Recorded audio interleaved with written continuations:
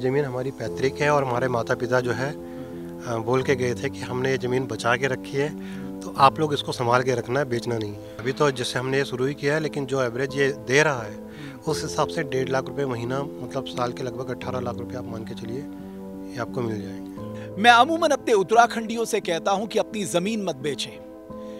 बड़कोट में जब मैं आया तो यहाँ पर एक शानदार एग्जाम्पल मुझे मिला कि कैसे अपनी पुश्तैनी ज़मीन को बचाकर उसमें स्वरोजगार किया जा सकता है।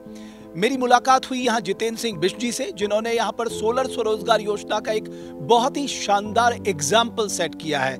बहुत धन्यवाद जितेंद्र जी, मुझे बड़ा अच्छा लगा कि आपने अपनी ज़मीन को, इतनी कीमती ज़मीन को अपने पास रखा।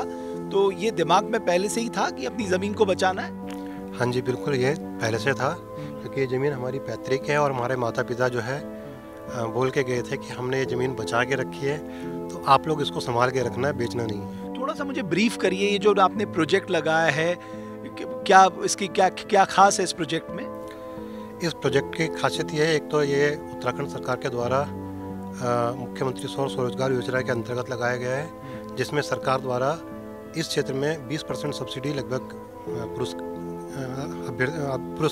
कैंडिडेट के केस में दी जाती है और प्लस 5% मतलब 25% महिला कैंडिडेट के केस में सब्सिडी मिलती है। दूसरा, इसके लिए उत्तराखंड सरकार का यूपीसीएल के द्वारा 25 साल का एग्रीमेंट होता है बिजली खरीदने के लिए। Power purchase agreement? बिल्कुल, पावर परचेज एग्रीमेंट कि 25 साल तक यूपीसीएल आपका बिजली खरीदेगा। तो आपको ये नहीं सोचना कि बिजली कहाँ बेचनी है, किसको बेचनी है, वो उनका प्रॉब्लम है। तो आपका ये 200 किलोवाट का प्रोजेक्ट है? हाँ जी, ये 200 किलोवाट का प्रोजेक्ट है, जिसमें कि हमारा पर डे जनरेशन एवरेज लगभग 1000 यूनिट से ऊपर जाता है। 1000 यूनिट से ऊपर जाता है? हाँ जी, कभी 1100 यूनिट होता है, कभी 1150 भी होता है। अच्छा, इसके रखरखाव का खर्च क्या है? रखरखाव का खर्च मेरे हिसाब से तो कुछ भी नहीं है। वन टाइम आपको बस लगाना है और वीकली या फोर्टनाइट में आपको एक बार जो सोलर प्लेट्स हैं इनको धुलना होता है, सफाई करनी होती है। उसके अलावा इसका कोई मेंटेनेंस खर्चा नहीं है। ओके, तो सालाना कितना आप लगभग इससे आपके पास पैसा आ जाता है? अभी तो जैसे हमने ये शुरू ही किया है, लेकिन जो एवरेज ये दे रहा है उस हिसाब से 1.5 लाख रुपए महीना, मतलब साल के लगभग 18 लाख रुपए आप मान के चलिए ये आपको मिल जाएंगे। और प्रोजेक्ट की कॉस्ट कितनी है? प्रोजेक्ट की कॉस्ट है आपका 1 करोड़ रुपया लगभग, और उसमें भी उत्तराखंड सरकार आपको 75% तक लोनिंग की फैसिलिटी प्रोवाइड करती है। 25% आपको अपना लगाना पड़ता है। मैंने देखा आपने इसमें मल्टी क्रॉपिंग भी शुरुआत की है, तो ये आइडिया कहीं से जनरेट किया?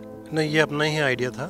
बेसिकली जैसे प्लेट लगी है, हम इनका धुलाई करते हैं तो इनका पानी गिरता है, तो हमने कहा उस पानी का भी सदुपयोग हो, साथ में जो खाली जगह बीच में बची है उसमें ऐसी फसलें जो ग्राउंड लेवल पे उग सकती हैं, जैसे हमारे आलू हो गए, प्याज हो गए, लहसुन हो गई, मसूर की दाल हो गई, छोटी चीज़ें गाजर मूली वगैरह, वो हमने इसमें लगाने का कोशिश किया है। अभी जस्ट ट्राई कर रहे हैं, तो अभी तक तो अच्छा रिस्पांस मिला है, तो आगे देखते हैं। तो आप, मैं देख रहा था आप अपने ऐप में देख रहे थे कि कितनी ग्रीन एनर्जी आप जनरेट कर रहे हैं, किस तरह से कंट्रीब्यूट कर रहे हैं। साहब, ग्लोबल वार्मिंग का दौर है, तो वहाँ पर हमारा कंट्रीब्यूशन क्या है इंडिविजुअली, जरा उसे बताइए ना हमारे दर्शकों के लिए। इसका सबसे बड़ा बेनिफिट ये होता है कि आप एक तो ग्रीन एनर्जी जनरेट कर रहे हैं जिसका कोई पॉल्यूशन नहीं होता, पहली चीज़। दूसरा, ये लॉन्ग टाइम के लिए है, और इसमें आप देखेंगे इसका हमारे पास ऐप होता है हमारे इन्वर्टर का, जो हमें बताता है कि पर डे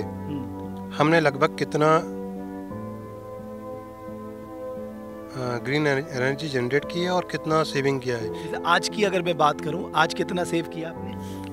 तो आज हमारे टोटल यूनिट बनी है अभी तक 1129 यूनिट। तो आज जो लगभग आप ये मान के चलिए कि लगभग 17 पेड़ प्लांट करने के बराबर आपने सेविंग किया है। अच्छा। और 31 टन CO2 इमिशन, जैसे आप इसमें देख सकते हैं ऐप में दिया हुआ है, 31 टन बचाया है कि इतना CO2 बचाया, और 12.62 टन कोल बचाया, कोल जलाने के बराबर। 70-80% तो हम कोल से इलेक्ट्रिसिटी ले रहे हैं, पावर ले रहे हैं। कंपेयर करके आपको दिया कि लगभग इतना कोल मान के चलिए या लगभग इतना CO2 आपने इमिशन नहीं किया है। लेकिन मुझे अच्छा लगा कि आपने अपनी ज़मीन को बचाकर, और जो लोग भू कानून की मांग कर रहे हैं उनके लिए आगे एक चैलेंज भी रहेगा, आप ज़मीन भी बचाइए, उसमें स्वरोजगार भी करिए। बिल्कुल, है ना? ये बहुत अच्छा उत्तराखंड सरकार का जो है स्कीम है, जिसके अंतर्गत आप अपनी ज़मीनों को बचा सकते हैं, उससे एक नियमित आय जनरेट कर सकते हैं और साथ में फसल भी उगा सकते हैं। चलिए, बहुत धन्यवाद जितेंद्र जी, मुझे अच्छा लगा।